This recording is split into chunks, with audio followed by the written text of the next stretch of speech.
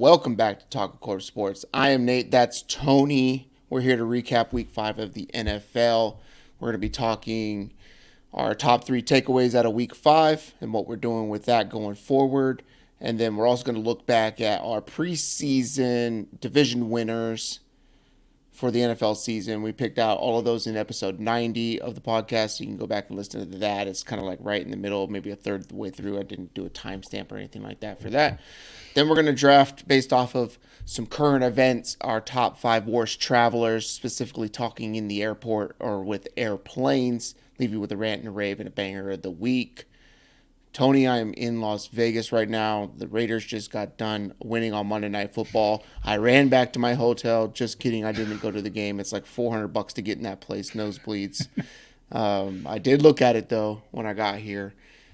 So if you're watching on YouTube and you're like, what the hell's going on with Nate's setup, or I can't barely see Nate because it's really dark, my hotel stinks. There's not lights anywhere, and I'm really triggered by it. But first, as always, top of mind, Tony. What's on top of your mind? Do you want me to cut my light out here so it's dark on this side too? No, just do okay. you. I'll figure out if I can edit it and make it brighter. All right. The thing that's on the top of my mind is something that's taking the United States by storm. It's not Taylor Swift. It's not Travis Kelce. It's not a new must-see reality TV show. It's better than all that. It's real, and contrary to popular belief, you do not play this game with pickles. It's pickleball. I've been playing for about 2 months now, and it's easily the most fun sport I've played. And, you know, we track all our workouts with the Garmin here, and I burn a ridiculous amount of calories doing it. The games are quick. Anyone can play it, and it's pretty easy to get decent enough to have fun with. Nate even might be coming out with us this next weekend, maybe. Ooh. Allegedly. Maybe? No? Allegedly, yes? maybe. Allegedly, okay. Yeah, having a little chat function at work's pretty cool now. So I can, like, talk to you and just send random bullshit. Yeah, so it showed up as, like, unknown user. I was like, who the hell is this? Add me as a friend. I know, I need to. Yeah, I'm looking forward to it. I think I'm going to go out next Saturday. So I get back into town Friday. I'm going to go up to Palmer Ridge, go watch Palmer Ridge play Air Academy Friday night in high school football. Saturday morning, play some pickleball. Probably Saturday night, go to this Lord of the Rings, what do you call that, speakeasy type of thing there in town. Speakeasy, yeah. And check that out. So, my top of mind. So, we talked about it a few episodes ago where you lost to the kids. And a few episodes ago, I mean like last week, right? So for those who are new here or this is your first time listening, we also have a fantasy league based off of what the name of this show is called, Talk of Court Fantasy Football League, right? So we had somebody not show up for our draft, and it was live in person or whatever. Had no, we weren't doing auto drafts or nothing like that. So he didn't show up. He paid, didn't show up, didn't communicate. We had 2 kids draft for him. They had the number 1 overall pick, a 9 and 11-year-old, and they won last week. They won again this week by about 50-something points, and they have Jonathan Taylor on their team, who's like didn't really play that much, and they still won by 50. 10 snaps. Top, 5-6 in the league in scoring this week. Their team looks good, and one of those kids is my daughter, and she's 9 years old, and I was talking to her over the phone the other night, and she was like, hey, I won again. And I was like, yeah, proud of you, this, that. And she's like, when do we play? So we look it up, and we're both on FaceTime looking this up. And it's like, oh, we play in week 10. Good thing I only have to play them once. But then I'm looking at the rosters, and the Miami Dolphins are on leave in week 10. And I have Tyreek Hill on my team, and I am solely dependent on the fact that Tyreek Hill can score me 30 points. So I have some anxiety. Let's just say that, Tony. I have some anxiety about week 10. Nate's got lots of anxiety, and he's going to have lots of renditions of the national anthem. Yeah. By the time this thing's all said and done. This fucking kid lives in my house, and I will never hear the end of it. Like, I don't let her beat me at anything, so for her to beat me at this would be pretty crazy. So, I'll never hear the end of it, but. The only silver lining is I was looking at her team, and I was like, oh, Patrick Mahomes is on bye that week too, right? And she's like, oh, it's okay, I got Baker. And I was like, God, like the confidence that came out of that girl, I got Baker. And I was like, oh my gosh, I'm doomed, Tony. I'm doomed. That's Matt and I. tough. So Matt lost to Mahomes' Magic Carpet Ride Mhm. this past week. So I think we might just do a duet. I'm not sure yet. Yeah, that'd be We're pretty good. collaborating right now. That'd be pretty good. Hey, maybe if we can get 5, we can do like a whole like In Sync Backstreet Boys rendition of it or whatever like Yeah. that. Or like What is every it? time Four is someone a new quartet or loses, something? yeah, every time someone new loses, then you have to add all the previous ones into your song. So you just go from like a duet. So you and Matt could be Casey and JoJo, and then after that you can have a 3-way, some boy band, 98 Degrees or something like that, and then just work your way up until there's, I don't know who has 9 in their group, but the Village People. Do the Village People have Slipknot, 9? maybe the Village Yeah, People. Yeah, one of those. yeah. No, but it's fun. It's cool. She was pretty. They went on fall break to go see their mom, and her first thing was like, "How do I watch games? Mom doesn't have the channel. She doesn't have YouTube Hmm. TV. She doesn't have an antenna. So I have the NFL Plus subscription or whatever like that. So it's like, oh, you could watch Red Zone on this, and then Hmm. you could also, if you want to watch that, so you could have that running all day, and then you could watch all the in-market games. So there'd be 2 games at a time that you could watch, and then all the prime times. So she got to watch the Niners Yeah, the Cowboys one-offs. last night. We're recording on Monday night, and then she watched the Raiders and the Packers because she has Josh Jacobs on her team too. So, but that was her first concern, was how do I watch NFL Sunday? I was like, God That's dang it, awesome. you're gonna be so Created a hot when you're degenerate. older. Congratulations. Yeah, wait till I show her FanDuel. Oh Jesus. I can make money on this. Nope. Nope. All right, let's move on to our sports toady. What we learned from week 5 of the 2023 season and what we're going to do with it. And I'll let you go first and then we'll rotate. All right, Nate, did you know that the only predator that grizzly bears have are humans, you and I? Hmm. So, just like in real life, if humans don't fuck up the course of nature, the grizzly bears will live a long, prosperous life and win a lot of football games. We've seen that this past 2 weeks with the Chicago Bears. Eberflus and that coaching staff have funneled a lot of the offense through the running backs, through DJ Moore. Justin Fields looks like he's settled in. And I know they lost 2 weeks ago, but they completely commanded that matchup with Washington last week. So, talking about the Chicago Bears here, spoiler, way ahead for them. Chicago Grizzly Bears get Minnesota, Las Vegas, and the Chargers over the next 3 weeks. None of those defenses rank inside the top 20 in defensive DVOA. It's an efficiency metric. So I'd have no hesitation firing up DJ Moore, Justin Fields, and I believe Khalil Herbert went down with an injury. So Roshan Johnson as well over that stretch. I think Roshan Johnson's dealing with something as well, like something small lingering or whatever like that too. But Justin Fields, #1 quarterback in fantasy football so far through the 2023 season. I was looking up stats the other day, like about that Bears Commanders game, right? And you know who the leading passer in the NFL is from a yard standpoint? Brock Purdy? Sam Howell. Sam Howell is leading the league in passing with, I think it's almost 1,200 yards or something like that already. That's I crazy. know it's in the 4 digits or whatever like that. And I was looking at all the passing leaders, and there's dudes up there who you're just like, no way, right? But when you have, Positive game script. Chasing week 1 Arizona, they were chasing Philly, then chasing Chicago. So that makes sense. yeah, it's pretty crazy. But none of them are like top 10 fantasy scorers, so it's pretty wild. Like touchdowns still matter in this game. So Yeah, for sure. my #1 is going to be, my kind of theme is the quarterback position. So what got me on this was I watched a video that there's a content creator called, his name is Theo Ash, and he's on like the Stay Hot podcast or whatever like that. But he has his own TikTok. They got big on TikTok and then created a podcast between 3 dudes. And he did a thing talking about Brock Purdy's.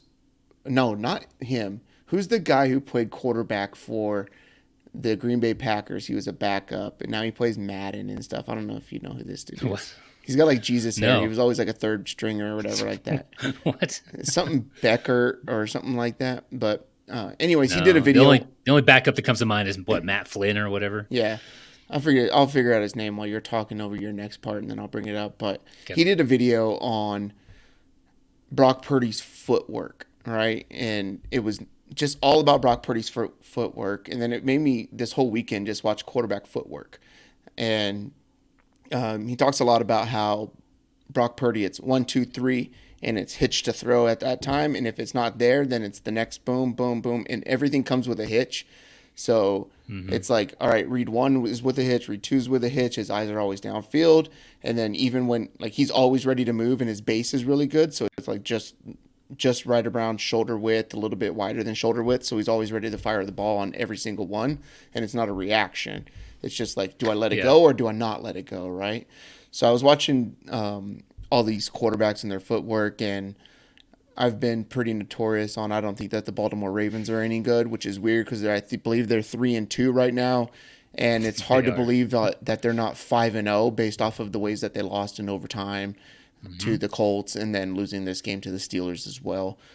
But I don't think that they're all that good, and I don't think Lamar Jackson's all that good. I've been pretty consistent with that. But Lamar Jackson, maybe because I talked about how he can't throw well outside the numbers, and that's like down the field and stuff like that. And people will be like, "Oh, Mm-hmm. Nelson Aguilar dropped it," and that's not passing outside the numbers. That's like deep balls and shots outside the numbers. We're talking outs and little dig routes and curls and stuff like that that happen on the Mm-hmm. outside in the flats and stuff that are more than 3 yards down the field, or a bubble screen to Zay Flowers like you're running Louisville's offense. But he keeps his feet so damn close and he stands so straight up that it doesn't that's why he like when you watch him play, he has to react, and it's all arm strength and arm talent coming out of him. And if I think that if Lamar Jackson can figure out how to get his base a little bit wider, right, and have a little bit of bend in his knee, because his feet are always moving. It's almost like he's running in place also while he's doing it.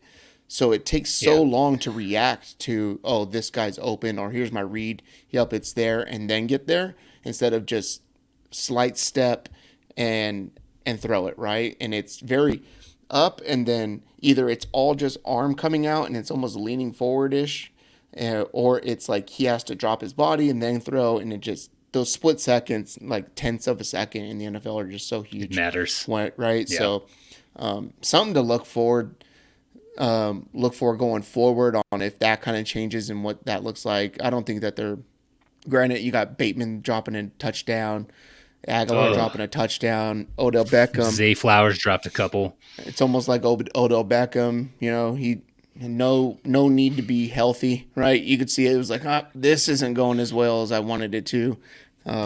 Maybe he sees the writing on the wall, but he's out with injury and stuff like that too. But those other things I think feed into a little bit of the Lamar Jackson struggles. He's making it do from a fantasy standpoint with his feet, but it's not really the way that the offense is designed to do, right? So all that stuff that was there before just isn't it's not enough for me. And if it comes down to like daily fantasy or betting this guy, like I'm consistently probably going to bet Lamar's unders for passing, especially if they're over Passing. like the Yep.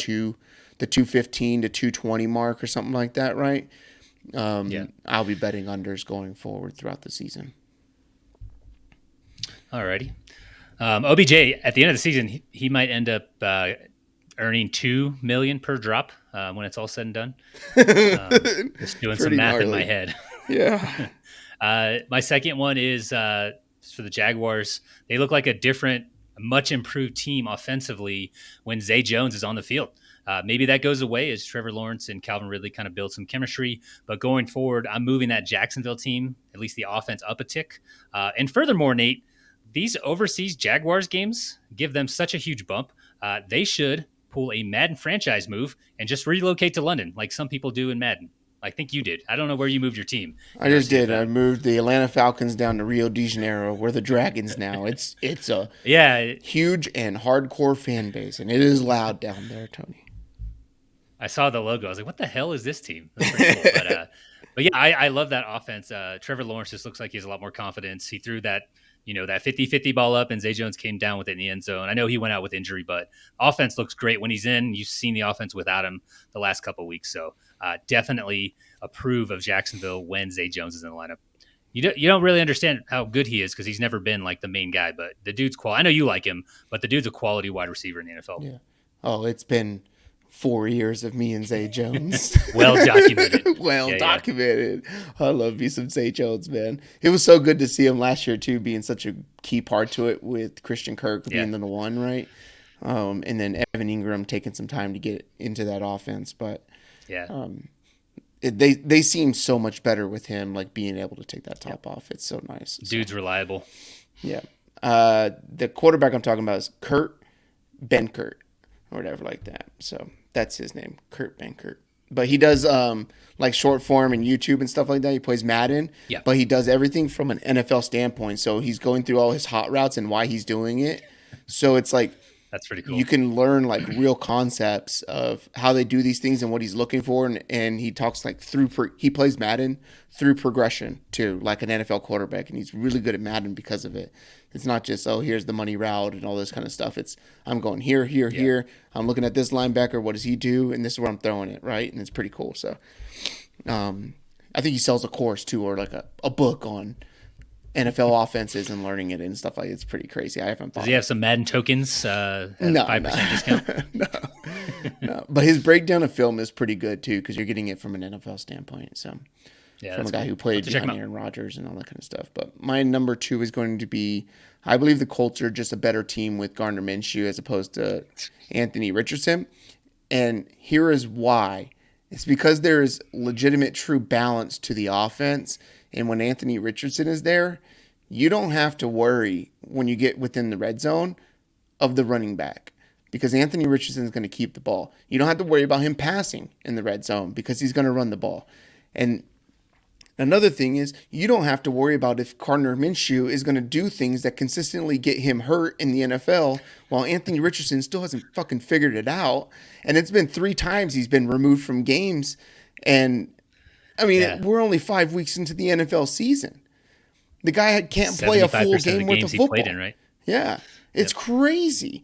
Like, he just can't play a full game of football. And when he does, he can't stop running into people. And I get you're fucking huge and all this kind of stuff, but you didn't have guys who are, key example. It's not who they've played or anything like that, but think about what you saw from the 49ers linebackers last night, right? And you got Dre Greenlaw and Fred Warner, and just how fast and violent they are. You don't play fast and violent like that when you're playing fucking Kentucky and Vanderbilt No. or anything like that, right? So, or South Florida or whatever it is.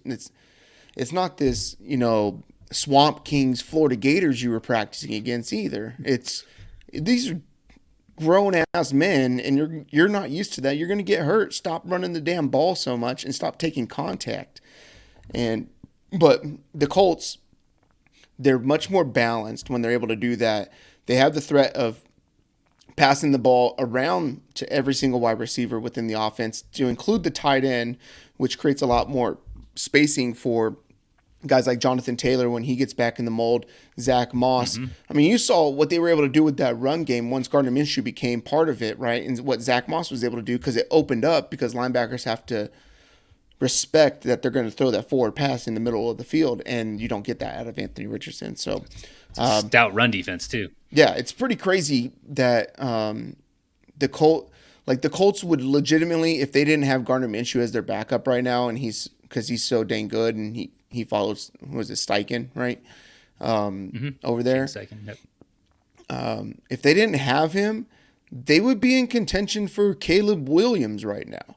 Like, that's how, like, who else is going to back up that is so competent to be able to run an offense and has knowledge of it? There isn't anybody in the league that they would be able to go grab that's not already on a roster. So, yeah, I think that the Colts are a better team with Gardner Minshew at the helm than they are Anthony Richardson, solely for the fact that he can stay healthy, and the threat of the forward pass across all levels of the field, from short, medium, deep, left, right, center, is there for that team. So that's my take. Yeah, I got two things. I got two things on that one. First Nate, one, you're right. there are not many teams that get better when the backup comes in.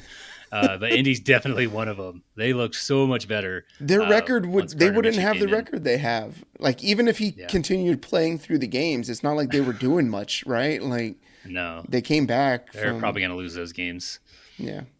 So with that's Richardson. just The me. second thing, fuck Gardner Minshew. If Richardson would have stayed healthy, we would have won that bet. And boy, did we do bad this last week in our Yeah. picks. Yeah. Yeah.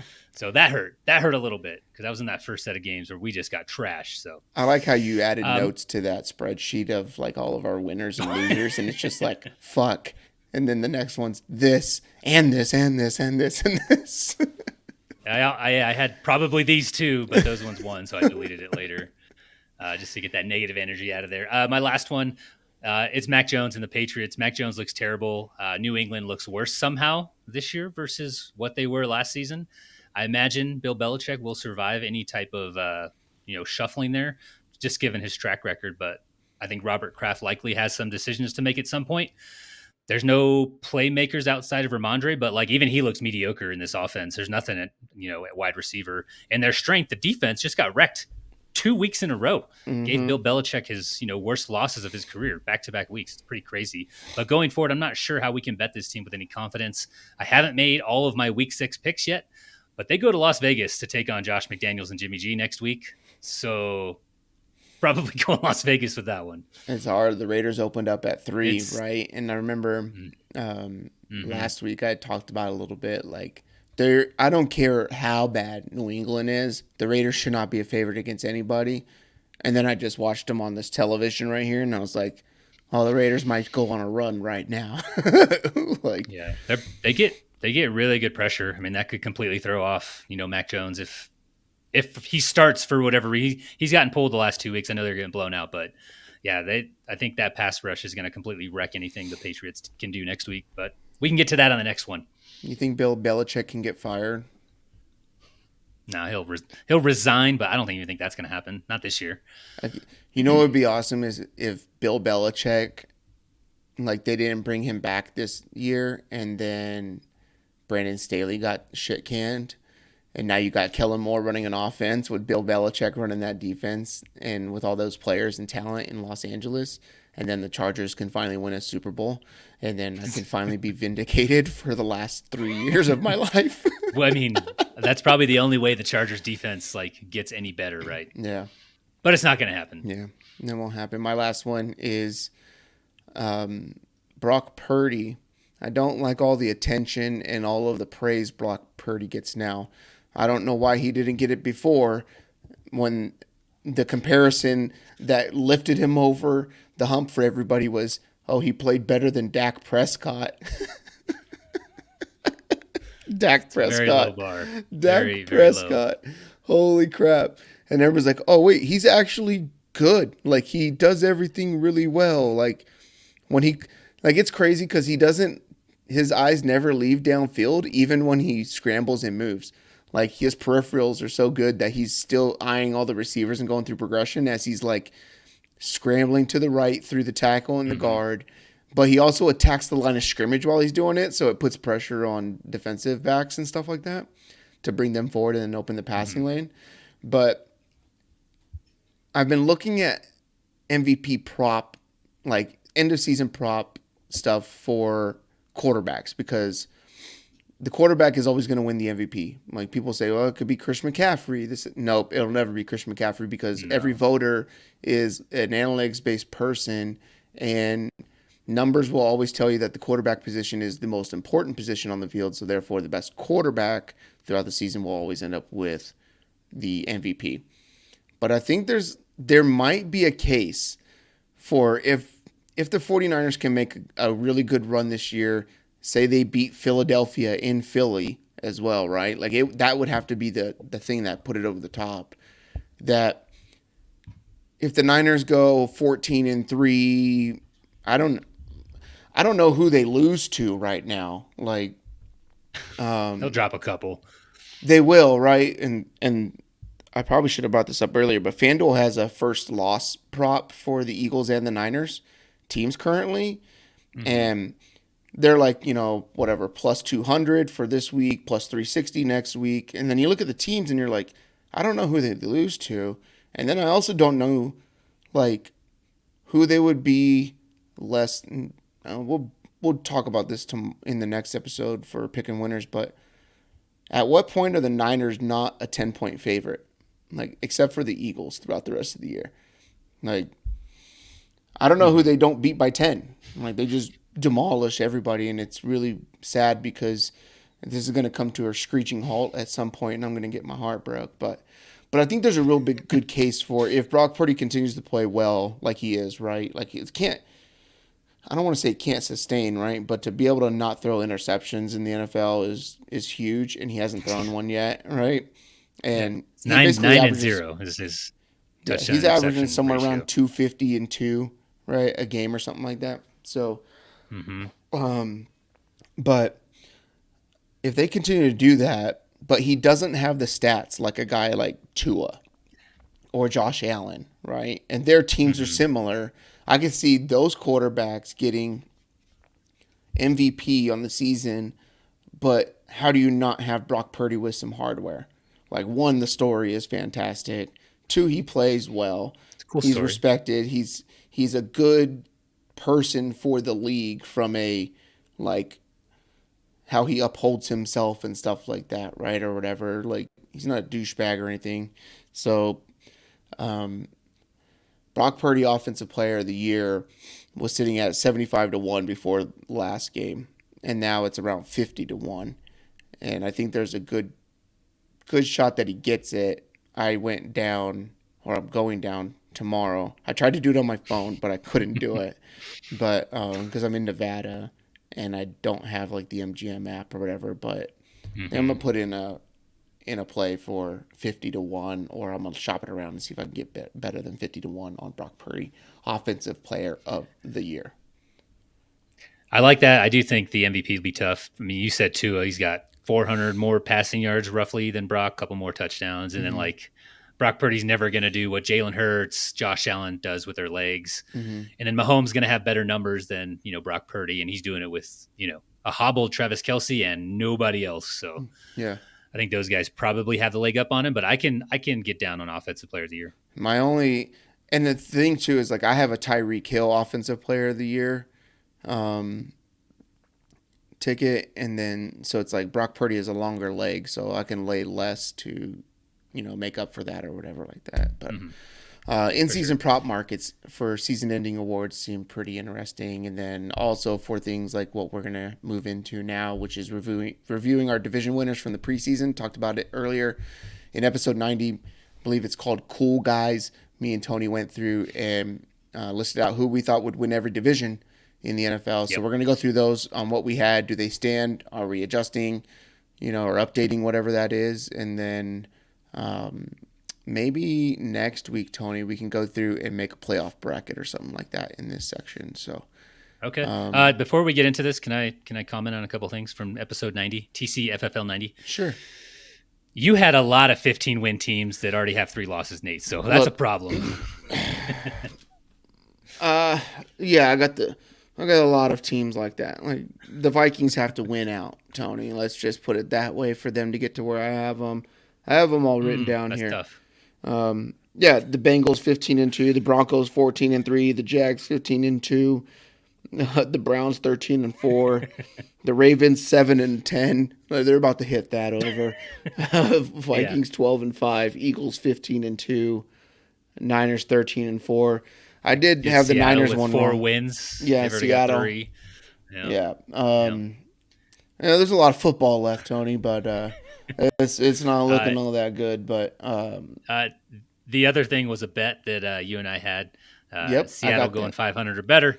They're 3-1 currently, so I like my odds here. Don't worry. Although I don't like how we did this. I don't remember how we did the bet or why we did it this way, but I went through and re-listened, doing my due diligence, my research for this episode, I I and for purposely some said reason this you're six like, different yeah, ways.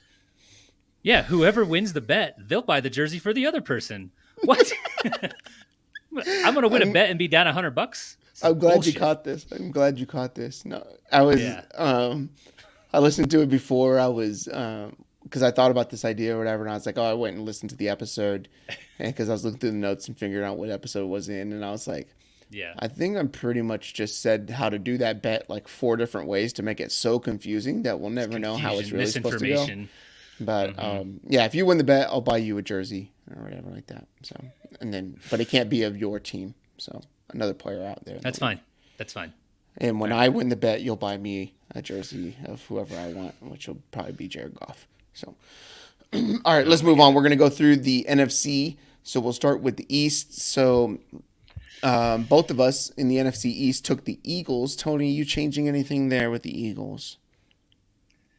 No, they're off to a 5-0 start. The team looks good. Maybe a little more vulnerable in the secondary than we thought, but for this division, I think it's Phillies to lose. If they line up with the 49ers right now, do the 49ers beat the Eagles, do you think? Yes. How bad? Touchdown. Okay. And maybe like a 1 or 2 score, like 7 to 9 points or something like that. Yeah. Yeah. All right. Yeah, I'm not changing that either. I think I had the Giants as number 2, Dallas is Ooh. 3, and the Commanders at 4. So the Giants, ugh, they're a team that last year they had the like highest rate of like third down conversions, and especially like conversions within the red zone as well too. So Hmm. it's like a stat that stat was like crazy astronomical, better than it's ever been in the NFL type of thing. So it was almost like a luck thing, I guess you would call it, or what like the numbers folk would call it, right? But Are you yeah, saying they had some regression to the mean? I fucking hate that. It's just like it's like the easiest thing for people to say, like, "Oh, I think it's going to regress," because Make, I don't it makes you like. sound There's so smart, though. I feel so smart right now. but like we've said it a bunch of times. The only thing that bugs me is like no one ever gives a reason why. It's just like, nah, Yeah. it's due to regress, right? Like, Yeah. well, Yeah. why? Why? Yeah. Oh, history. Shut up. All right, let's move on. NFC North. You had the Lions, and I had the Vikings. You Yeah. changing anything here with the Ooh. Lions? Absolutely not. No one's catching the Lions. They're good. Question is if they can contend with a Philly or San Fran team in the playoffs to kind of spice things up in the NFC. Because right now I think it's just those two teams. But yeah, sticking with Detroit. Yeah. The Vikings stink, and Justin Jefferson is hurt, and they're not going to rush him back. Hammy. And Yep. the only thing that hurts right now is Desmond Ritter just threw for 300 yards in an NFL football game. Yeah. So them actively being like, yeah, we need to go get Kirk Cousins off this team. Like if I were the Vikings, I'd be like, yo, what? We will take Desmond Ritter for Kirk Cousins straight up, and let's just call it a day, right? Or whatever. Like give us a 7th rounder and Desmond Ritter for Kirk Cousins, and let's call it one or whatever, just so they can offload Kirk Cousins and get a 7th for him, and a human being that, um, yeah, if they believe anything like that, but because the Falcons, I think, coming up are going to be a team that is going to cause some damage, but the Lions, the Lions is for me. If I had to update it, it would be the Lions. And last season, I shit on Dan Campbell. It was either last season or 2 seasons ago. I was shitting on Dan Campbell Both and years. bringing up previous head coaches and what's the difference in them besides their skin tone. And there's nothing in the difference besides their skin tone for what their records were and how they were performing and all that kind of stuff. And I think what I'm coming around to, and this will get into the AFC also, is the time it takes to build a culture that the head coach wants to, right? We all liked Dan Campbell when he came out and became a head coach. It was intriguing. It was fascinating. It was like, yeah, that's football. And it just takes a little bit of time to get the buy in for everything that's going on there and really install systems and a culture. And I think that's what the Lions did really well, and it's showing out this year. So kudos to Dan Campbell and Jared Goff led Lions. I would update that. Yeah, and you got to bring in the right people, right? If you're not, a Sean McVay or Kyle Shanahan to run your offense, I think I'd probably say he's more of a defensive-minded type of guy, playing that in the trenches, smash mouth football, right? Yep. But he brought in Ben Johnson. He's been great, and he's brought up Aaron Glenn, who I think is doing a pretty good job with what they have. So I do like what they're doing there. Wasn't a fan of Dan Campbell at first, but he's grown on me a little bit. Yeah. A lot of knee biting jokes you guys had over there. So in your And he does household. those. He does those. The 8 count. Wow, what are they called? He does them with the team. They're doing them in Bodybuilders. Hard Knocks. 8 count bodybuilders or something like Yeah, that with a team. Like he's out bodybuilders there doing like like 30, 40, 50 of them. burpee It's style insane. exercises. Yeah. Burpee style. There you go. That's what I was looking for. NFC South, we both had the Saints. You updating anything here? No, I still think the Saints win the South. Atlanta has offensive problems. We've seen that through 5 games. They can't do anything on the road. Seems like there's like a home road split. Well, we probably have a few data points on at this point. The mustaches look goddamn ridiculous on the coaching staff for Atlanta. I think the whole division there is kind of mediocre at best, but the Saints have more figured out on offense and defense, I think, than the rest of the South. So, yeah, I'm sticking with New Orleans here. Yeah, this might be the toughest division out there. You got Tampa at 3-1, Atlanta and the Saints both at 3-2. I think I'd look to take, like, I think that Atlanta's made a good case for themselves to win this division. The Saints, how much does Kamara help that team? It seems like it's helped them like be able to expand the offense a little bit, create some more pressure against defenses with his pass catching ability.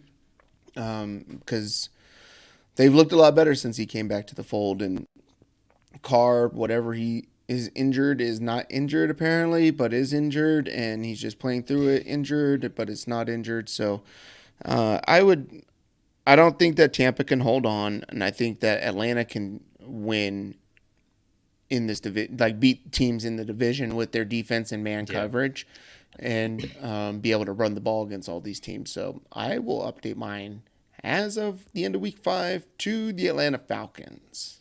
Wow. All right. That division. I like it. The West, we both picked the Niners. Anything to say here? No changes. They may never lose again. Brock Purdy's Tom Brady, but better. Kyle Shanahan is the greatest coach the NFL's ever seen. They're winning the Super Bowl this year. Stop. I don't have any wood to knock on. I'm sorry. There's no wood in my office. Would you like me to show you my feet so you can have wood to knock on? No. They look really good. They're going to run away with this division fast. Yeah. I think I wish they played the Bills this year. I think that would be a fun game to watch because I think those are the two best teams right now in NFL football. So they both have defense, and they both have a good run game, and they focus on it, like beating people down. So all the good teams have it, right? We talked about that last week. Moving to the AFC, you got the East. You had the Bills. I had the Dolphins. You still sticking with the Bills? Yeah, the Bills stumbled a little bit against Jacksonville overseas, but they made the late trip over. Not sure what the thought process is behind that. And they were playing their first game without Tre'Davious White, and then Matt Milano went down in that game. Von Miller played as well. He didn't look like he was 100%, not even like 75%. So not sure what they were doing. Maybe he just wanted to play in London. I think like he made some comments about that. But I think guys will step up, and the defense may be inconsistent a little bit after losing those guys. But after watching Buffalo make mincemeat out of the Dolphins a couple weeks ago, I think they still have to be my favorites to win the division. Yeah, I think if I recall my notes correctly, Tony, I got them sitting right here. I talked about how the Dolphins, I was wrong. I said, well, one of the things I was wrong about was I said that this defense is nuts. They're fast on defense, and they're going to be able to create pressure. And the lie detector test determined that was a lie. So I saw it on Maury this morning. I was watching Maury on an aircraft. But I did say that they would lose one to the Bills, right? And they went up to Buffalo. They lost one. You did? I think they could win at home against Buffalo, adjust some things. How do they get off those pressures? How do they create different looks and stuff like that? Something that's interesting about the Dolphins, and the Niners are doing this too, right, is and the Bills stopped this really well just by running cover 2, was the Niners and Dolphins run like outside sweeps and tosses and stuff like that and stretch plays to stop the pass rush. So as we see everybody move to like edge rushers as opposed to DNs, because DN used to be more of a run stopping, contain, right, or whatever like that. And now there's so much emphasis on rushing the passer because it's such a passing league. And speed. That's why you see both of these teams from the shotgun running toss sweep outside, because the D end is crashing in, right? Or if they're going outside, like they're just going to get pushed outside that way, and then there's a gap for them to run. But that toss when they're coming at the quarterback as the running back leaves gives them the idea, like when the running back leaves outside and doesn't stay to block, it gives the edge rusher the vision of it's a pass play, go to the quarterback. So they go into the Yeah. quarterback, and then the ball's just getting tossed to the side of them. And that's how they completely eliminated Michael Parsons from the football game last night. And the Hmm. Dolphins do that too. The Bills stayed home and didn't crash rushing the passer against that team. So that's how they're able to stop it. But then when they do that, now you're respecting that, and then they just crush you right up the gut for 7, 8 yards because now they've got you off balance or whatever like that. But 7, 8 yards or 60 or 70 yards with Devon Achan. yeah, I mean, I don't know. I don't even Good know why the God. Niners paid Christian McCaffrey when you got a guy like Jordan Mason who just gets 9 yards a pop and He, blast he was looking good. Van Der Esch, 10 yards down the field. But everybody's like, oh, Van Der Esch, double-digit tackles on the day. Yeah, 10 yards down the field every time. Like, get out of here. Hmm. Um, I still like the Dolphins to win the division. I think that Okay. them getting smoked by the Bills was a good thing. I can see the Bills dropping other games that I don't see that the Dolphins would end up dropping. The Dolphins were able to play up in Buffalo early in the season, so I think it's good to get that loss out early and not have to do that in the cold and the snow and stuff like that.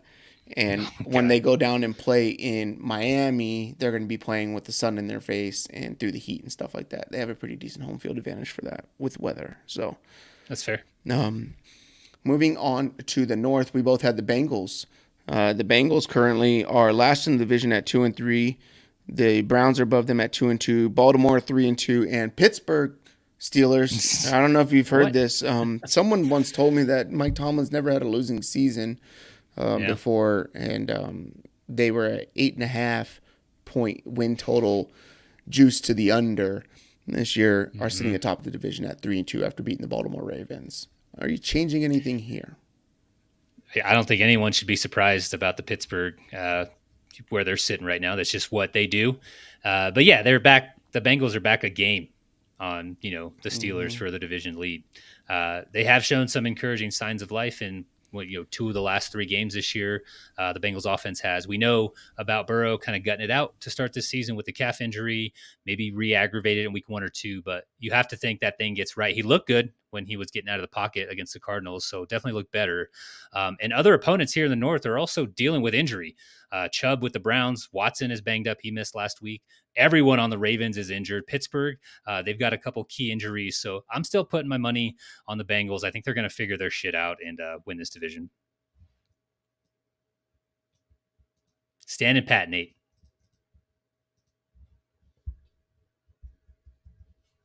And I'm muted. I'm sticking with the Bengals as well. I'm sitting here talking, and you say standing pat, Nate, and I'm like, why are you interrupting me? That's my job to I have interrupt you. I have phenomenal podcasting etiquette. I would never do Yeah, such a thing. there you Just go. letting you know. Shout out to everybody watching on YouTube who saw Tony waving at me while I'm looking down most of the time when I talk. So, um, but the only one I'd have concern about, I think, contending in this division would be the Cleveland Browns. They have good defense; they can rush the passer, and they also have the ability to run the ball really well. But I don't think that Pittsburgh is going to be a real deal. I don't think Baltimore is a real deal, even though they should probably be 5-0. I think that comes to the mean, as the nerds would say. So, yeah, Just say it. Stop resisting. I'll still take Cincinnati to win it. The South, we both have the Yeah, let's go. Jags. Anything in the South outside of the Jags? Indy and Houston look like they have some fight in them, but the Jaguars are still the better team in this division. Maybe that changes next year when Houston adds some pieces and kind of gets Stroud more experience. The coaching staff gets some more experience, more confidence. But for now, I am sticking with the Jaguars. I think they've been kind of up and down through the first 5 weeks, but I think there's a lot more positives than negatives. And yeah, you're not going to complain about a 2-0 trip overseas and beating the Bills. Technically, while they're on the road, the Yeah, Jaguars. So, yeah. yeah. I'll stick with the Jacksonville Jaguars. Talked last week about the Tennessee Titans. The Tennessee Titans might not lose at home this year. They're 2-0, but they can't win on the road. 0-3. So I think that Jacksonville will win one more game on the road than they will. So that's my take. Not really, but yeah. The AFC West, yeah, I picked the fucking Broncos. You picked the Chiefs, whatever. The Broncos, There's a thing about culture, and there's something about karma. We've talked about good vibes, good juju, putting that out there in the world or whatever like that. The shots at Nathaniel Hackett out of Sean Payton in the public eye, I think, are the detriment Mm-hmm. of this team. And I think they're going to try to pin it all on Russ. And Of Russ doesn't course. have the wiggle that he's had, right? And he can still move and he'll rush every now and then. And he could pick up yards and stuff, but um, I don't, I don't think it's that. I think it's the culture within the building hasn't sat in or doesn't fit yet, and Yeah. one of them's got to go. I think it just takes time. I may not agree with it, but the guys who've been in that locker room, who were on that team last year, in camp last year, they were wearing their bucket hats. They were, blasting whatever soundtrack Mm-hmm. they want during camp. This year, Sean Payne's like, none of that. We're not Yeah. doing any of this shit. So, it's kind of my way or the highway. Probably going to take some adjusting. Maybe we look at this team a little bit better next year, versus this year. Obviously, this year they look terrible in 2023. It's But weird that I Sean agree with Payton you. has all Culture this. definitely matters. It's weird that Sean Payton has all this hubris, right, about coaching in the NFL. And it's not like the guy's won like 10 Super Bowls or even three or even two. He's won one Super Bowl with Yeah. Drew Brees. And before that, the dude was a scab. Like, it's kind of just, Yeah. it's weird that you got that much confidence. You changing anything with the Chiefs? No, Chargers would be scary if they ever figured out how to play defense or stay healthy or, both of those things. They're not doing either this year, obviously. So for me, it's still Kansas City. Yep. Let us know in the comments who you think is going to win the divisions in the NFL this year. Let us know who we're right on the mark with, and when you do that, add a thumb up into that little thing there on YouTube, Mhm. and let us know where we're completely idiots. Feel free to call me an idiot. It's okay. I don't mind. I know I'm an idiot, so that's what makes it worse. Is I keep doing idiot things, knowing I'm an idiot. Let's move on to a draft, Tony. We're gonna draft our Yeah. top 5 worst air travelers. One, I wanted to do something Jets related because we both had the Jets going into Mile High, getting the dub. Zach Wilson jerseys probably sitting on my front porch right now. I don't think it is, but it's delivered through USPS, and they usually put that stuff in Hmm. a box or something like that. So, but got a Zach Wilson jersey waiting for me when I get home. Uh, the world's only Zach Wilson truther for years upon years, um, and now Very it's nice to exclusive see. club. It's nice to see that everybody wants to watch him succeed. Like so many people coming out, like, "Yo, I'm rooting for this dude." And it's kind of nice, putting Yeah. out positivity. But you got the Jets winning. I just got on an airplane, took my kids to go see their mom, spent a bunch of time in an airport and on airplanes. I fly out from Colorado to Washington D.C. in the morning, then fly back in the evening. Get home at around 11 o'clock, rip some cod for 3 hours, and die a bunch. And um, I'm over there shooting down UAVs all the time because that's my contribution to the team. Um, but Someone's got to do it. but I was sitting in there and I was like, this is the worst. Like, I think that our airports are terrible in the United States. Like, they're just gross and compared to anything overseas. And I mean, you've been to Munich Hmm. before, right? We've been to Munich together Hmm. before. So, flown in there and it's Yep. beautiful. And um, it just got me people watching because I was sitting around for 4 hours waiting to come back home. And so I texted you about it, like, hey, we're going to do this. And you said, oh, yes, because this really tickles my fancy. So, top 5 worst air travelers. Tony, do you want the number one or do you want the turn? I want the number one pick because I can't hold it back any Yes. longer. Yes. Go ahead.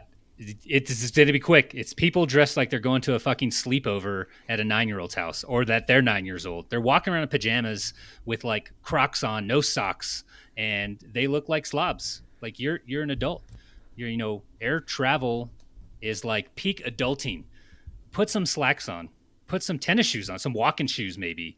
Um, I'm not saying throw like a suit and tie on, but dress like you're a responsible adult. Like you shouldn't look like you're about to go, hop in your bunk bed with your stepbrother Brennan after you guys built that bad boy. After doing some step aerobics and all the space you created in the area where the other bed used to be. Yeah. I don't know. Maybe I'm being too judgy. Maybe I'm being a little too harsh. But like when I travel, I feel like, oh shit, I gotta have my shit together. Let me wear my nice pants, a nice like maybe a button up shirt, roll the sleeves up. I got my backpack, all my shit organized, maybe a hat. I don't know, but I feel like an adult. And when I see people walking around like they're 9 years old, like it really bothers me. It's just like a pet peeve of mine. Yeah.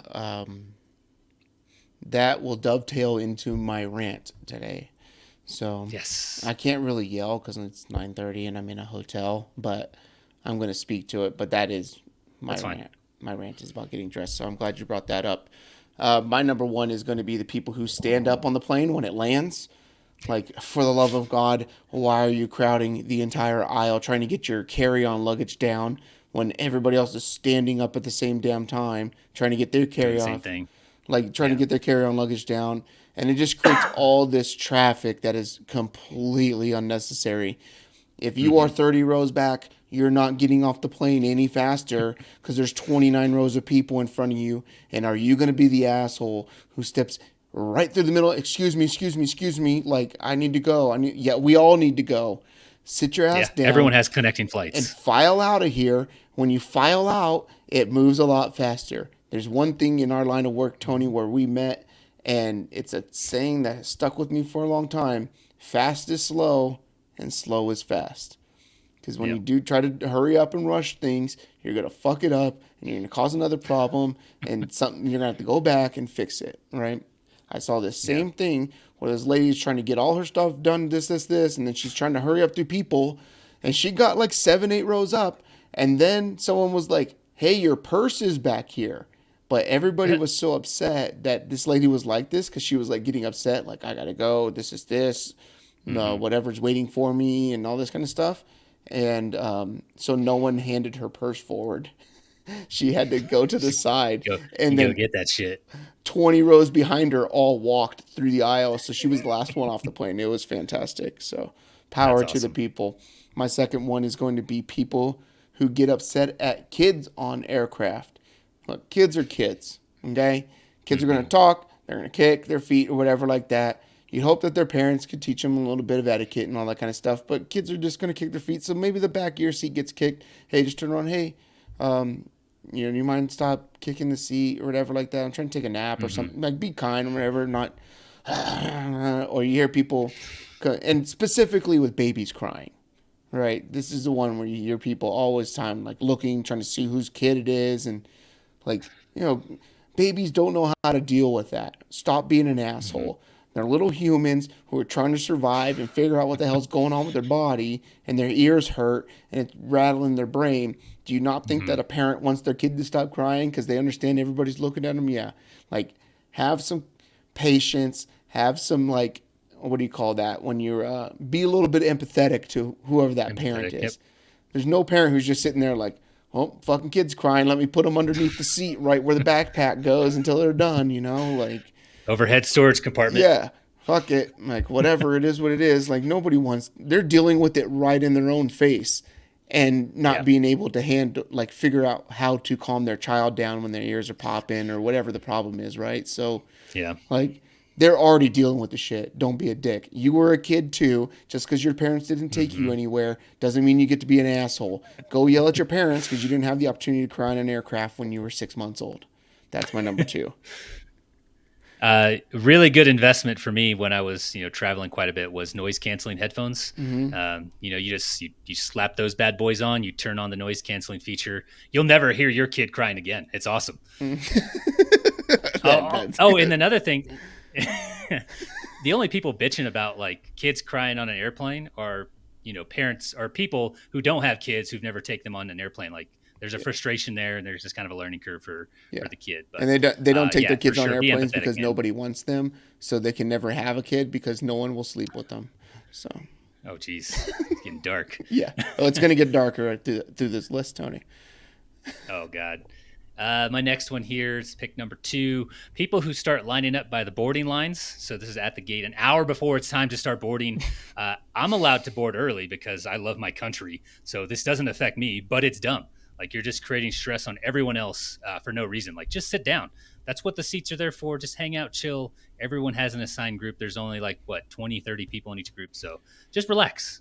Just kick your feet up and just relax it at the gate. Sip on your Starbucks, whatever you got. Don't get up pretty much. This is just very similar, I guess, to the standing up on the airplane before people are departing. Yeah. The thing that's fun about that one is you have an assigned seat. What are you rushing to get on an airplane for? Like, you know Yeah. where your seat Yeah. is, right? The thing me and the girls do now, right? We'll fly like United or whatever. So we got an assigned seat. We got our own row. We don't. Yep. We did take a carry on this time. The girls, instead of checking a bag, brought a carry on or whatever, but not worried about it. There's going to be overhead space, and if not, they'll just put it underneath and they'll bring it up to the walkway, right? And maybe it adds 2 minutes, 3 minutes, or whatever. Not a big deal. But you have an assigned seat. So what we do is we let everybody go until they call final Yeah. boarding. And when they call final boarding, we get up and we walk right through the gate, Just walk straight in. walk right onto Yeah. the plane, buckle up, and we're moving. Because people will Yeah. go sit on a plane, especially if you're on these like 777s that are just massive, 3, 4, 3 row, 3 seat, 4 seat, 3 seat or whatever.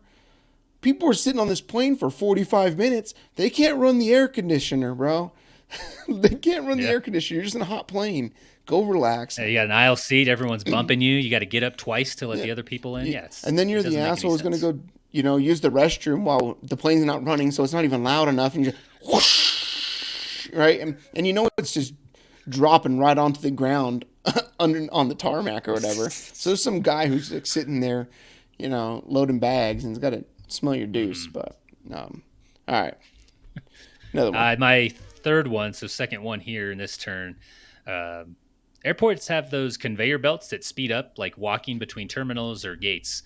This is kind of etiquette for those. If you're just letting it move, letting it move you from point A to point B, and you aren't walking, just get to one side and let people, who are walking to try and speed up, their commute between wherever they're going, point A and point B. Let them get by you. I'm pretty sure there are like signs at some airports that say like stay to the right if you're standing or whatever, but those things are wide. Like just be aware of the people trying to like, zoom by on those things.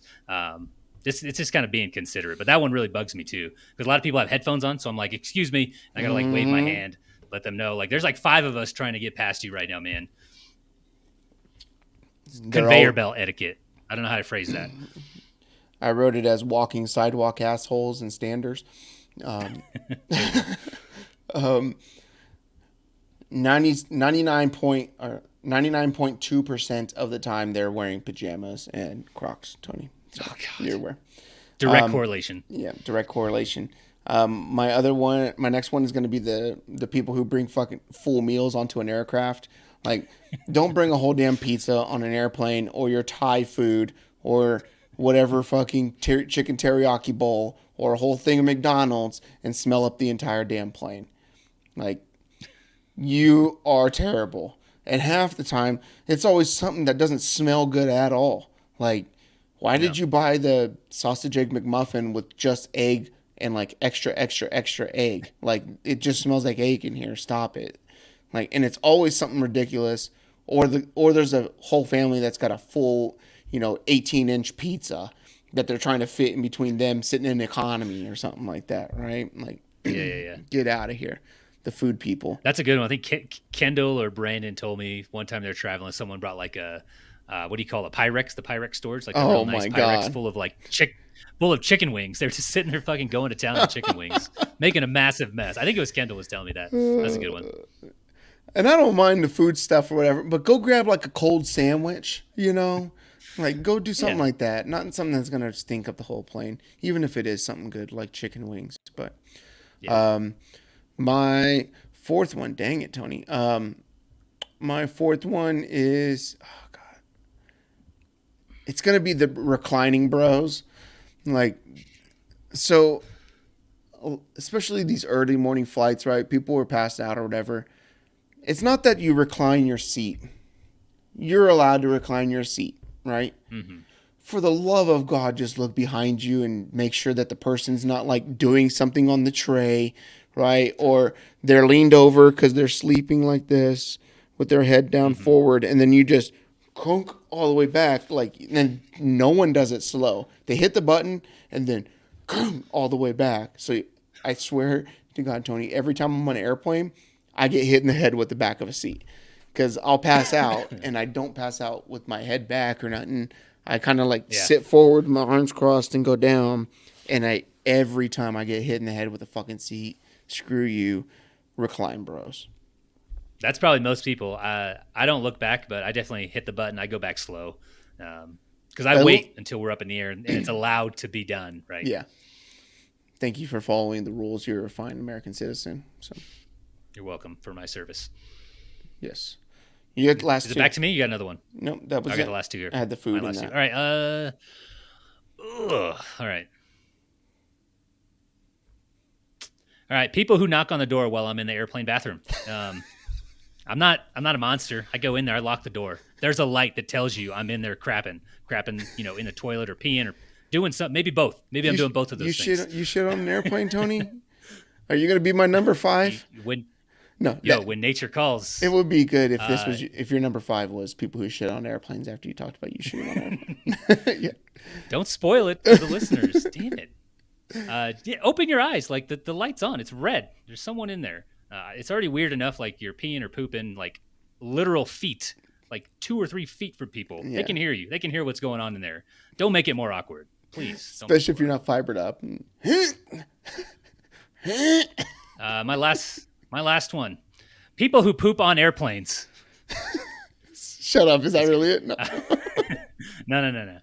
No, I've done it on like not the 2 or 3 hour flights like in country. I've done it like overseas ones, like doing the 12, 13 hour trip across the pond. Especially when you pound like 6 of those bit burgers on the plane. Well, I don't do that, but I'll have a drink or two at the terminal waiting to go, and then they feed you like on most of those. It's like through United, Lufthansa or something. They feed you pretty much as soon as they're up in the air, and they feed you like 4 or 5 hours later. So like you're more than likely going to have to go if you're someone who's regular like I am. But my last one is going to be so there's a shortage of outlets in airports across the country. It's kind of a problem. We all know that. This one is for whatever asshole out there is putting up those fake outlet stickers in airports. They've got me like 2 or 3 times. Have they ever gotten you? No. Have you ever like gone to plug something in and it's just fucking it's wall and you're like, oh, it's a sticker. It's a fucking sticker. Who's recording me? Am I being punked right now? Ashton Kutcher. Ashton Kutcher's in the airport. I swear to God, 2 or 3 times, like throughout all my travels, I've been fooled by these stupid things. Yeah. I've never seen those. I always just go to like where there's like a bar or a table bar or something like that. Those are a lot more common now. 4 or 5 years ago, not so much. Oh yeah. Back in the 1900s. So back in my day. Yeah. We had the charge of the Rotary. My number 5 is going to be terrorist. Self-explanatory. Terrorists are the worst people to fly with. So they've definitely complicated airline travel. That's for goddamn sure. I definitely win. So, yeah, I won the draft. That's good. I assumed you were going to have the pooping one, but I totally should have taken the pooping one now after my 4th one. Damn it. Do you have any honorable mentions? Dang it. You took a couple of mine. What else do I have in here? I had people wasting like seats at the gate with like their backpacks and also like a buffer, like 3 seats for one person. That bothers me. I had people who get to security unprepared, like they're just a fucking mess. They got shit in all their pockets. They're wearing knee-high boots and they're laced all the way up. Like they got 3 jackets on for some reason, a beanie.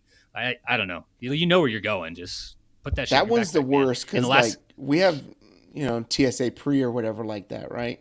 So before I even get to like going to scan my boarding pass or give them my ID at TSA, the only thing I have on me is my wallet and my phone for my boarding pass. And then my zipper is unzipped from my backpack so that once I get past there, put my ID in my wallet, stuff it in the backpack with my phone, throw it on the belt, walk through. But no, gate, you're done. You got people with all kinds of shit all over the place. And how do you still have a water bottle, right? I'm like, full of water. Let me Yeah, you can have a water bottle. Just everybody, if you've Empty. traveled more than once, you just fill it up once you get in there. Yeah. My last one, that honorable mention, I guess, is people who forget to walk around other people. I kind of took the conveyor belt one, but like there's Hmm. people walking with like their heads down, Yeah. and I'm not going to get out of their way. Like I'm not big, but I'm like 5'10", 190, so I'll just stand still, Chad. and they'll either run into me or they'll fucking have to run while walk around me just so they know like, oh, there's someone here. I should probably pay attention. They don't. They probably put their head back down, but that irritates me. And that's not just the airport. That's like everywhere. But I notice it especially at the airport. Everyone's kind of in their own head doing their own thing. It's always this. They're always on their phone, looking down at Yeah, their phone. I'm like, get out of here. yeah, My it honorable bugs me. mentions I had were people who take off their shoes on airplanes. Um, you've been in those things for 3 4 hours sweating like crazy, or you traveled from overseas. Don't Like, do come that. on, man, Yeah, don't do that. The guy who flirts with all the flight attendants, get out of here. You're gross. People who don't shower or they just smell in general and they don't brush their teeth before going on a plane. Like, ugh. And then I have man I'm always paranoid. spreaders. I pop gum like as I sit down on the airplane and before I go to get up. I'm always popping like Orbit or something. Yeah. I yeah, I can't stand it. And then people who Yeah, man spread. Like, there's etiquette here. You have this three much space. seats, right? And you got a window. The guy on the window gets the window side. They don't use the armrest on the left side of them. The guy in the middle gets the two armrests in the middle. They're already Yeah, stuck because in the he's sitting middle. bitch. Yeah, you're Yeah, sitting bitch. The one on the left on the aisle gets the armrest on the aisle. Yes, you're gonna have to yeah. deal with the cart or whatever like that, but It's it's gonna not hit that you maybe. serious. Yeah, It's not that serious, right? But there's always someone who has to man spread, and a lot of times it's the person in the middle or the person on the window that makes it like worse for everybody because now the guy in the middle like it's cascading, right? Like yeah. it's all gonna go. So let us know who won the draft. Tony, you had the sleepover dressers, people who can't dress themselves and wear pajamas and all that kind of stuff in airports. People who crowd the boarding lines, people who walk on the or stand on the walking sidewalks and don't move out of people's way or they got headphones on. People who knock on bathroom doors in the plane, like you know that it's occupied because it's locked. Like if it's Hmm. unlocked, just walk in and close it. Like walk in, oh sorry, close it, right? Like that's that person's problem. You don't have to Hmm. deal with it. But Yeah, and then the fake outlet sticker putters. That's what you got. So sons of bitches. I'm sitting here with the people who stand up when the airplane lands. The one I can't read my own writing. People who are upset at kids, especially crying babies.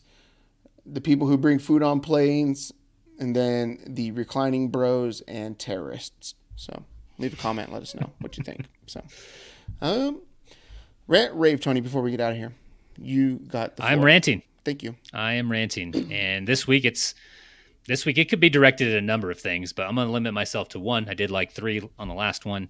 Uh, so this week it's directed at Apple Podcasts. I don't know what the hell happened over at Apple headquarters last week. I'm not sure if there was some fluctuation in stock prices or, the writers of podcasts, were revolting or striking and they wanted more downloads. But I woke up Saturday to my phone being full, like storage wise, and I got all the storage because every podcast I've ever subscribed to all of a sudden decided to download every single episode of each of those podcasts. And that's like 50 or 60 different podcasts that I've, long since unsubscribed to or unfollowed. No clue why this happened, but I had like 400 or 500 episodes on my fucking phone. Goddamn ridiculous. I spent like an hour because I had to go in and like manually unsubscribe or unfollow each of those 50 or 60 shows I've unfollowed a long time ago, years ago. And then I had to go through and delete all the episodes basically for those podcasts while keeping the ones that I still hadn't listened to for the shows that I still follow. It was like an hour and a half of my time. I was fucking pissed. I don't know what happened. I haven't Googled it to see if it was like an issue other people had, but it's a lot of downloads. I just gave a lot of podcasts. So congratulations to those shows, I guess. Shout out to Tony for downloading the podcast. Did you get like 100 downloads from someone in I, Colorado Springs for I Taco haven't. Corp? I haven't. Because I definitely downloaded all of them. Yeah. I think I'm more into looking at YouTube analytics and like retention and stuff like that, right? And learning Yeah, that. that's fair. just because there's a lot more data there than what Spotify gives you. So for the Yeah, uploading, but that's mine fair. is going to be a rant about getting dressed. We had a little talk about this, and Hmm. what really got me thinking about it was I went to Chick-fil-A, and I'm in the Washington Dulles Airport, right, which is a huge international airport. A lot of people from Europe are flying into there. The Middle East flies into there. So you got like Emirates and all these other, British Airways and Lufthansa and all kinds of stuff flying into there. Um, and I went to a Chick-fil-A to get a sandwich because I had like 3.5, 4 hours to waste, and I was like, I need to eat something. And I had a couple like bars or whatever for the plane and before the plane. So I was like, I'm gonna get me a Chick-fil-A sandwich and a cola. And I walk up, and the fucking person who is greeting me at the Chick-fil-A counter just stares at me when I'm like the next in line, right? And it's like she's like, "Are you gonna order?"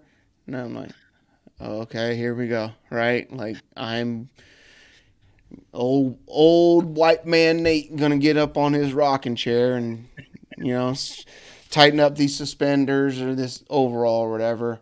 And it was like I was bothersome to them, right? And then when I got my order, another girl comes up. She's like, Nate. So I get my order. I said, thank you. And she looks at me like I'm crazy for even talking to her and doesn't say anything, right? And it's not about saying whatever, my pleasure or whatever, but it's just like there was nothing back. And like, yeah, you're welcome or whatever, right? Like, it was like, don't talk to me, asshole. Like, I'm over here working a fucking fast food job, this. It's going to get busy because all these planes are coming in or whatever like that. And it got me thinking about why we're like that. And like there's Hmm. people coming from across the world, right? And I see these type of creators on like TikTok a lot and other apps and stuff, or like short form video, where it's like British person in the US and they're trying all the US things, right? So can you imagine you come to the US and you're sitting there and you got to lay over, say you're going to the Grand Canyon, right? And your first stop's Dulles, and then you're Hmm. going to go down to Phoenix or something like that, and you see Chick-fil-A. Hey, I've heard of Chick-fil-A. It's like an American staple. They're closed on Sundays because they believe in that's Jesus's chicken, right? Everybody says it's the The greatest Lord's place to chicken. eat in the United States, right? Like I think it's Hmm. pretty commonly like seen as that as one of the better places to go. And it has nothing to do with the chicken. Chicken's okay. It's just chicken, right? Whatever. But it's like the service, the Yeah. quality of service, the cleanliness of the place, how it makes you feel, right? Like you feel good when you go to Chick-fil-A and you feel good leaving Chick-fil-A and your order's never fucked up. So like there's a lot of pride in working at Chick-fil-A. That's what they have a culture of. And then you go there and that's what you get and you're like, "Oh god damn it. Like America really sucks. If this is the best that America has to offer, fuck dude, well, let's just get it back on the plane and not go to Grand Canyon. Like what are we going to look at? A big old hole in the ground?" Like but then it started making me think like, there's people coming in here acting like that. And I was like getting a drink at a little newspaper store or whatever, right? Newsstand store. And it was the same thing where it's like everybody's in a rat race rush, right? And Hmm. and then you see it and it's like tons of people just dressed like they're going to sleepovers, like how you put it, right? Like pajamas or sweatpants or Yeah. just house slippers. And it's just like have some pride in yourself and whatever your image is. And I feel like it just I don't know why I used this word earlier too, but cascades, right? Like it has an effect. So you never go to, if you've ever been to like a nice steakhouse, like Mackenzie's or something in the Colorado Springs area, or like a nicer place where there's a dress code or something like that, right? Hmm. You never go in there and see people that are rude as wait staff or anything like that, right? It's because the type of people Hmm. that they're waiting on, the image of who they're serving has something to do with it too, right? So maybe that has something to do with it. Or maybe just like, I don't know. You have like, I believe individually you are building your own brand, right? Like your reputation or whatever like that. And I just call it a brand. But like, say you're working at that Chick Fil A, and the guy who comes up to the counter is, um, whatever. I run a business, like a landscaping business. And I'm looking for someone to run the books, and I'm willing to teach them something. And I got an $80,000 salary to work with, right?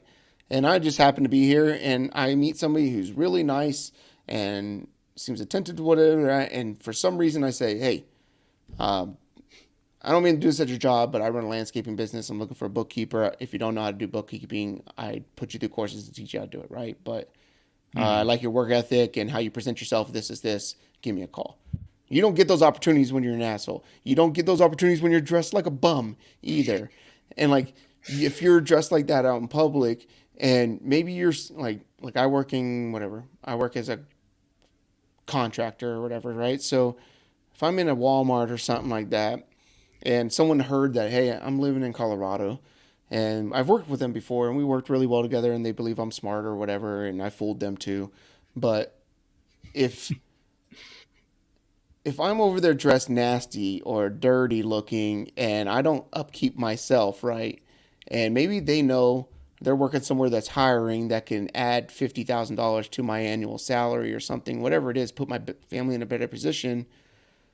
Initially, when they see me, their thought would be like, hey, Nate works good, this. But if they see me looking like a bag of ass, they're like, well, what happened to this dude? He doesn't even take care of himself. And then it's like, hey, how's it going, Nate? Nice to see you. You know, I heard you're out here. You know, maybe we'll run into each other again. And that opportunity never exists. I don't even know it exists because of how you present yourself. I think just dressing yourself and how you put yourself together and feel good about it is just spills into all the aspects of life and all of the people around you, right? Like, why do I want to take care of you as a customer if you don't take care of yourself as a customer, right? I don't know. It's really bugging me, and I don't know how to say it. There's a bunch of stuff that can go into it, and it's really frustrating. And get dressed. So I don't know. Why are you using landscaping as the example? Is because I'm Mexican? Is that what that is? Shut up, man. Plumbing was plumbing the other thing that was on the tip of your tongue? You're gonna drop a plumbing business too? No, maybe if I was doing a podcast with an Italian, but marinara sauce manufacturer. Yeah, I've always thought about like what if I wanted to open a business, it would be like either a barbershop or landscaping. Like landscaping, like there, I don't know why. I love like when you leave somewhere and you got like crisp edges, or you built like whatever rock formation, or these planter boxes, whatever it is. Like I like the way the front yard looks. Yeah. So it's repeat business too, right? Like that grass is gonna grow back, that hair is gonna grow back. Yeah, you do a good job, And I watch people like whatever SB Mowing. Shout out to SB Mowing, not a sponsor, but out there on YouTube and stuff. His stuff's so good. Like he just goes around and does like 1 yard for free a week or whatever. And it's like 9, 10, 12-hour jobs. From beginning to end, they're pretty good. Yeah. So, my favorite, like he'll do the whole thing. You're like, why did you do this? It's like, it's free. Yeah. It's free and it looks better for everybody. Yeah. It's really funny. Yeah, like neighbors get mad or something like that. Or people it's crazy. So, anything else for the people, Tony, before we get out of here? Nope. Good to go. You thought I was going to say something else? Yeah, I was waiting for it. Oh, man.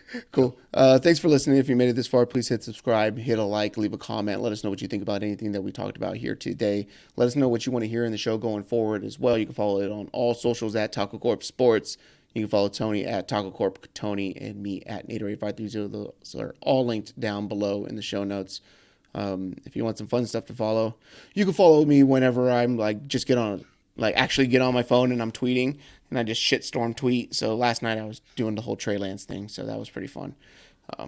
Your team's getting beat by 32, and the team won't even put you in the game. And then there's a lot of the Dallas Cowboys been getting tips from Trey Lance all week. He's been feeding him. Yep, it showed, because that's why the dude's not there anymore. He knows nothing. Did you tweet the meme of like Mike McCarthy holding the play sheet Trey Lance gave them for the 49ers? It was like a Denny's menu.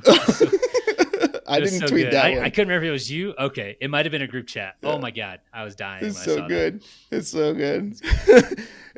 Hey, some things never change in San Francisco. For 2.5 years, they've been yelling Trey Lance's name to get him in the game. And they did it last night too. I heard it. Man, Trey Lance. It was all the Cowboys fans. That's hilarious. Anyways, thanks for listening. Banger of the week is Jet Airliner by Steve Miller Band. That's a good song, Tony. It's pretty good. It's a good song. Good. Road trip it. For Tony, I'm Nate. This is Taco Corp episode 106, week 5 recap. It's in the books. Love you. Bye.